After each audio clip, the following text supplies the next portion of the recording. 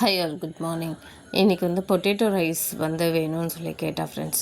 அதனால தான் பொட்டேட்டோ கொஞ்சம் வெங்காயம் வதக்கிட்டு அப்படியே உருளைக்கிழங்கு போட்டு மிளகாத்தூள் காரம் அதுதான்.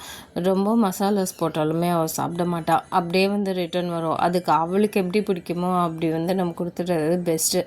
ஏன்னா அட்லீஸ்ட் காலி ஆகிட்டு வரும். இந்த கொண்டக்கடலை சுண்டல் கூட ஸ்நாக்ஸுக்கு இது தேங்காய் தாளித்து போட்டு தேங்காயெல்லாம் போட்டால் இன்னும் டேஸ்ட்டாக இருக்கும். பட் அதை சாப்பிடவே மாட்டாள். அதனால் அப்படியே ப்ளெயினாக வேக வச்சு கொடுத்துறது.